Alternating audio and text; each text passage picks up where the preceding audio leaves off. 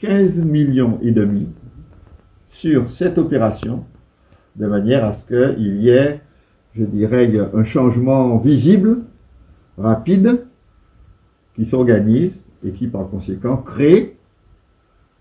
un contexte hospitalier qui apporte de vraies réponses, pas simplement une proximité, mais des réponses significatives dans un certain nombre de thématiques, et par conséquent à l'intention de toute une population qui aujourd'hui est en demande.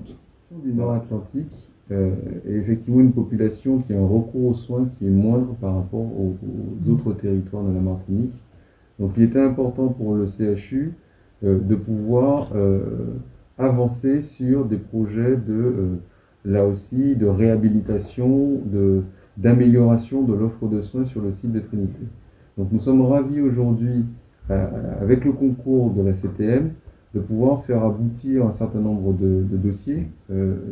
Notamment, ce n'est pas un dossier tant pour réhabiliter les murs pour permettre d'attendre une reconstruction qui arrivera, mais on est réellement sur un développement d'une offre, puisqu'on voit bien que dans cette fiche sur équité en santé sur le Nord-Atlantique, on implante une nouvelle activité qui est l'unité de dialyse médicalisée sur le site de Trinité. Donc c'est vraiment une activité en proximité, parce qu'aujourd'hui, les patients qui viennent de Basse-Pointe, du Lorrain, du Marigot, qui sont dialysés, sont obligés d'aller au niveau du site de Montgovulsin et du centre Loup. Et notre volonté, c'est de pouvoir les rapprocher de Trinité en implantant une unité de dialyse médicalisée de 16 postes sur le site. De Martinique s'est prononcé favorablement sur la proposition que tu as faite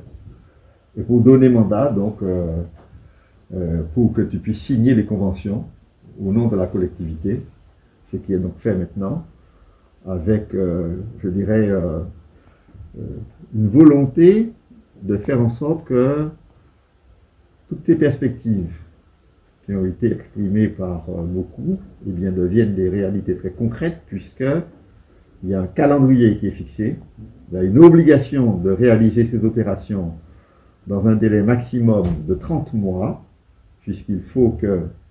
en décembre 2023, ces opérations soient terminées et payées. Et par conséquent, on est sur un vrai challenge. Et je dois dire que